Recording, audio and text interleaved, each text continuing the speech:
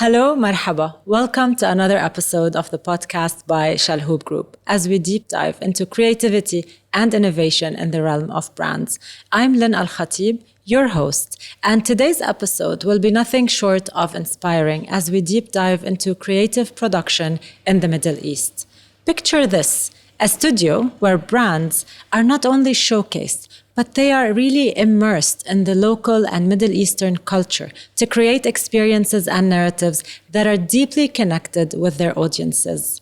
This is the essence of the studio that we are discussing today. Their mission is to do exactly that, to uplift the brands and really create these immersive experiences that are highly local with a global touch. But how does it all happen? What goes on behind the scenes? And who are the creatives behind it? Today, I have the lead of the studio, what we call One Studio, Shawn, who joins us after a few months, maybe over a year, who joined our group, coming all the way from the bustling streets of London. What I know from your journey is that it was way more than a geographical relocation with a bit of transformation. And I've got to give it to our talent acquisition team here, like for catching you and onboarding you and moving you. So we would really tap into all of this information and more in our episode. So thank you, Shawn. Welcome to the podcast. Fantastic. Thank you, Lynn. So Shawn, tell me, we start talking about the studio and then we will talk about yourself just to explore what talent goes behind it. Since the opening of the studio, what has been your mission and purpose? I mean, really, the studio is there to localize creative content production here for the group. It's really given an outlet for our brands to work with us here in the region. I think often a lot of brands previously would have shot outside the region, and now it really gives them visual voice here to represent the region and our customers, to really elevate and make their content feel as authentic as possible. In terms of the studio setup and how you work with the brands, well, a lot of people ask us what kind of jobs do you have in retail? And this is unique. It's not a retailer role. So what kind of talents do you have in your team? So we have a broad spectrum of specialists in the studio. We have photographers, stylists, production to make sure everything's scheduled and timely process on set. We have product handlers to be able to actually handle the product, to make sure that it comes in a timely manner as well. So the kind of logistics side of things. And then we also have post-production, retouching teams as well. And then we work with some external partners for, say, hair and makeup, our models, of course, that we cast in the studio. So really, it's a broad spectrum of specialists that really come together in collaboration to make the imagery that we produce. We don't see a lot of these talents with us here in the back office often. Sounds very exciting. And let's talk about the brand journey. So most of the work that you do is for Chalhoub Group partner brands, right? At the same time, they're international brands. They have their international campaigns. Take us through the journey of why that matters for them. I think one of the main premises of the studio is that the quality of the output needed to be there so that we can collaborate with our international brands. They expect a very high caliber of assets to be produced, imagery to be produced, and it allows us to then have a localized flair on top of that. So, you know, the quality's there in parallel. It's often a conversation with our brands here in the region, also the principal brand offices often as well, to make sure that we have the right balance of, say, X brand and then the local flair here in the region as well. And where everyone's comfortable in representing their brand, but making it feel localized. So it's really about finding that right level of localization. Why do we want to localize? So that we can then, you know... Obvious question, but still, I want to know the answer. So we can talk to our customers in a better way. So we can relate to our customers here in the region. You know, we see the style is, you know, regional specific. We see that on the street every day. And, you know, we need to reflect that so that we have a rapport to our customers. I mean, essentially everything in the studio that we do is for our customers. The customer is at the heart of everything that we do. So we really need to reflect that and make sure that we represent our customers in the best way possible. Yeah. Over the past years, we've always been talking about, yes, being an omni-channel retail partner, brand builder. We can see that international brands started building capsule collections. We can see a lot of localized strategies for international brands. So in terms of how it fits in the puzzle, what are the outputs that come out of the studio? I mean, it's not creative campaigns and commercials and videos, right? What? Not so much. A little bit, yes. Okay. Really, the studio has a very commercial eye on our output. From everything from e-commerce product photography in a very, very elevated way, through to assets that can be used for marketing purposes as well.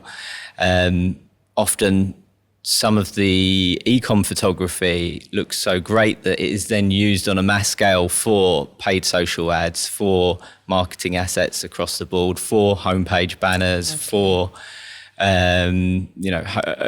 homepage assets in general. So then it's quite a unique proposition for the studio, which often in other companies would be a pure play e-com studio. We're really a hybrid and broach the line between highly elevated creative assets, e-commerce product photography for the product page, and really play in the grey area between the two. Okay, so we talked about the brand building side and the brand benefits. From a customer experience, how does this now help the customer? I mean, for them, they see the picture of the product on e-com, they know what it is, they want to buy it. What is the insight there?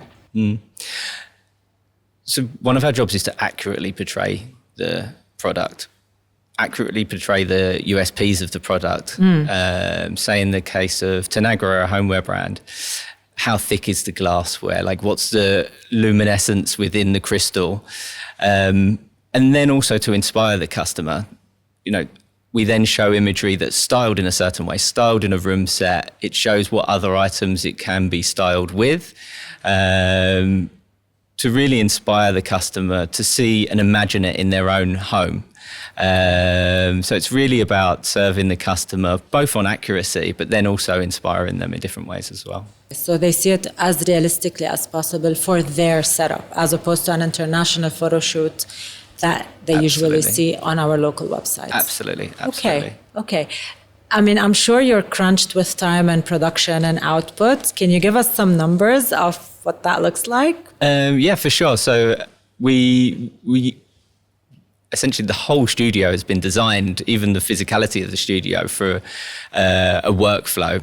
We use a Kaizen system so that we understood that every sort of location within the studio has to operate to a specific workflow.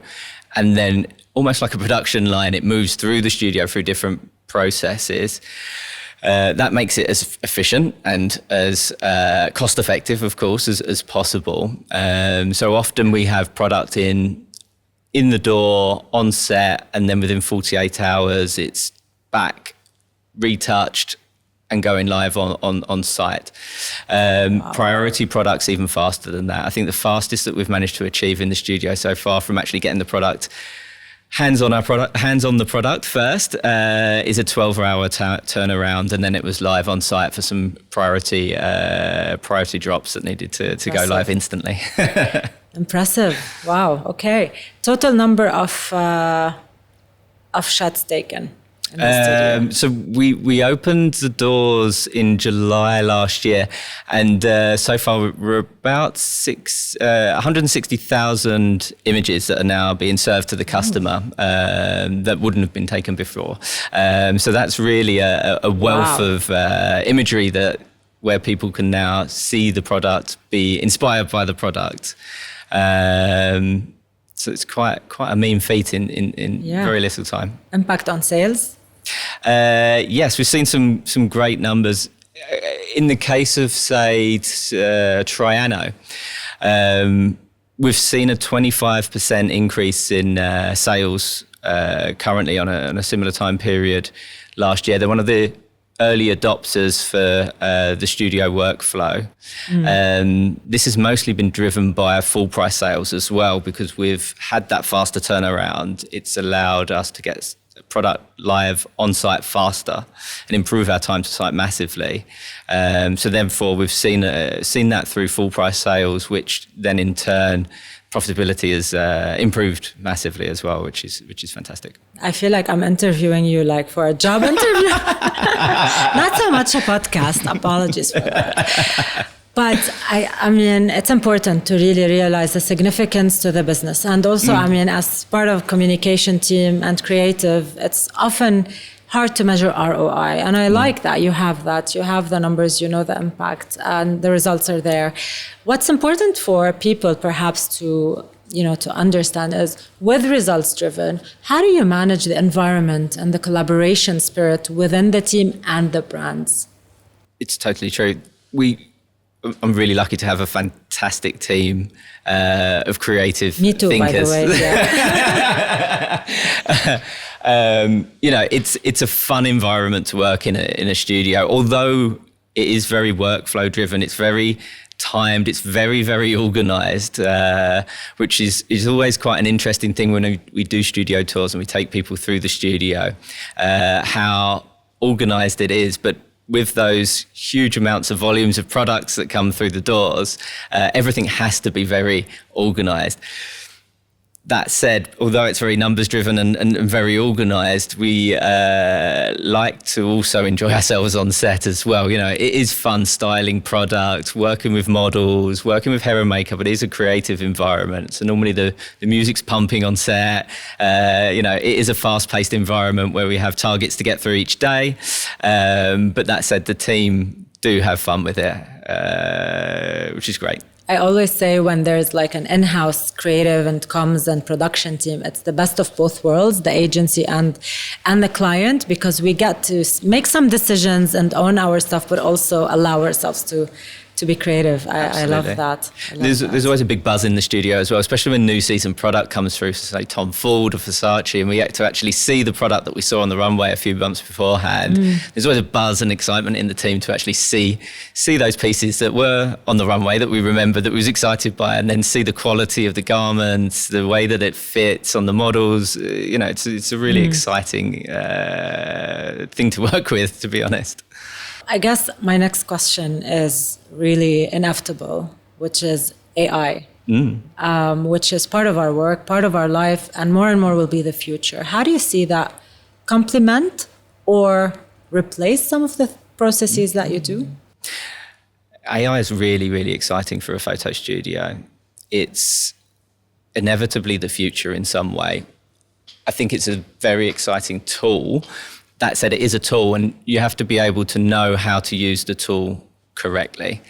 I think there's always a part for the photo studio. The product needs to be captured accurately to give a source material for then to use the tools like AI to then amplify and essentially turbocharge the assets that we create.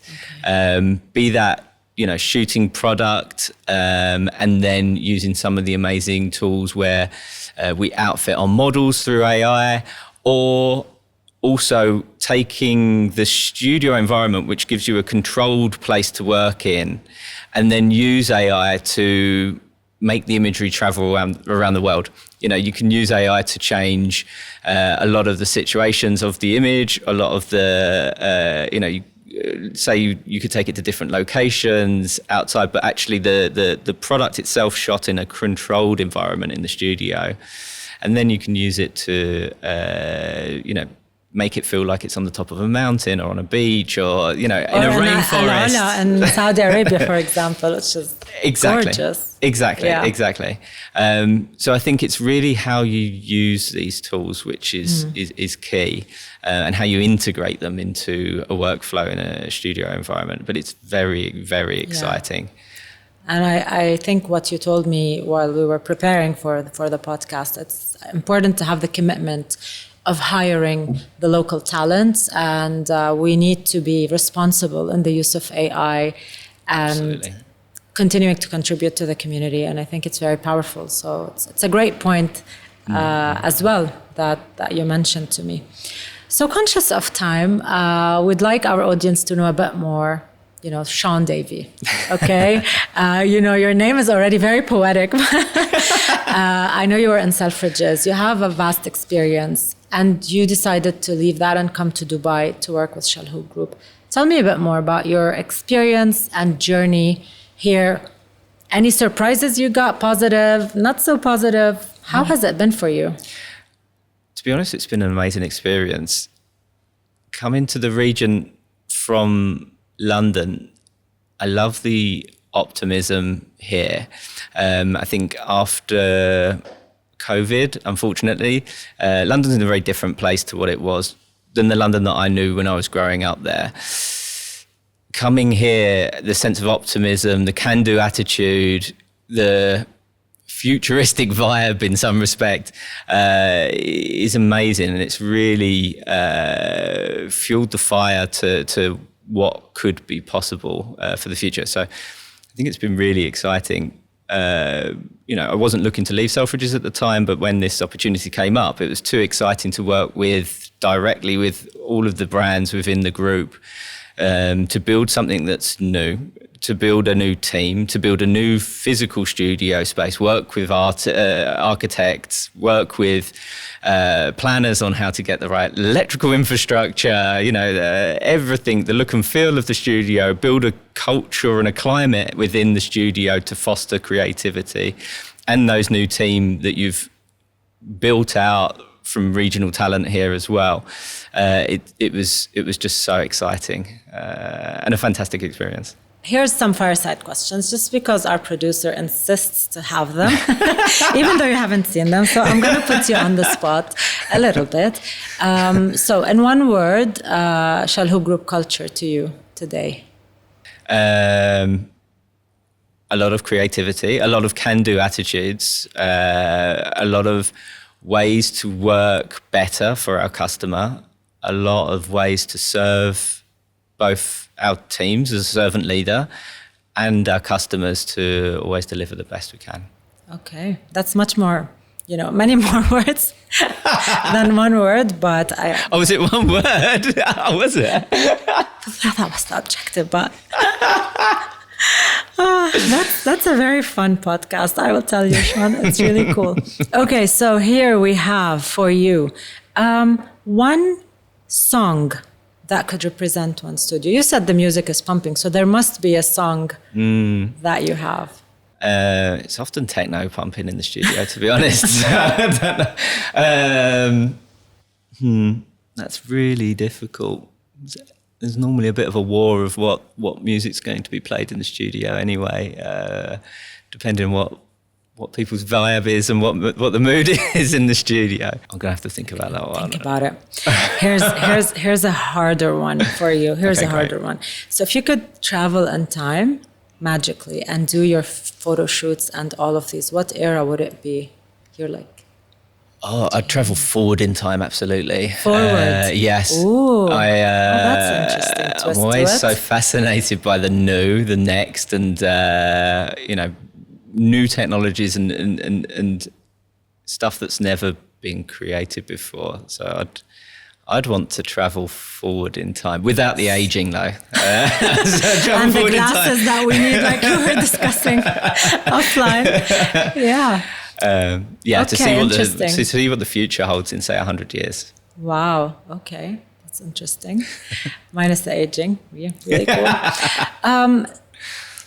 I think whenever I interview someone, there's such richness in the experience that you have. And I always find that when people join different companies, they kind of create things they didn't expect. Like if they'd ask you maybe, I don't know, how do you see yourself in 5 years? And a lot of our listeners are people who are interested to, choose their career path, join the group or others. And creative is often like you go to an agency and that's what you do. So what advice would you give today creatives who, with AI, with agency, with all the ecosystem, on how to think of their future? I'm a big fan of learning from other people's disciplines.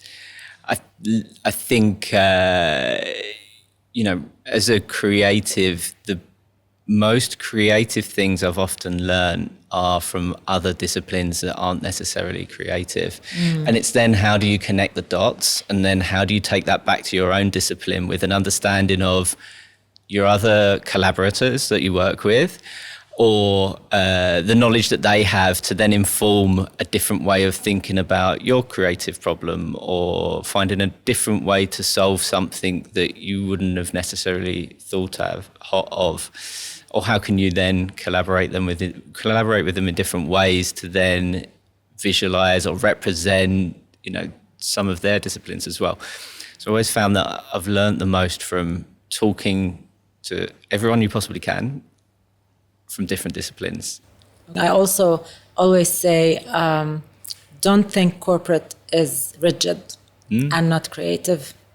I think open your mind would be mine. I always tell that to my team. Totally. It's not the opposite of creative. No, often, you can be in a boardroom and then someone will say, oh, we need some pictures, we need some creative thought on this. But then everyone around that table are creative thinkers. I think, So I think of it as creative thought with different outlets is something that can often bring people together around the table. Thank you very much, Shawn, for joining us. I know we can stay for hours and hours, but you're there on your platforms, and I'm sure you can answer a lot of questions that are going to come forward. Thank you. Absolutely. Thanks, Lynn. Thanks so much for the opportunity. Thanks. Great.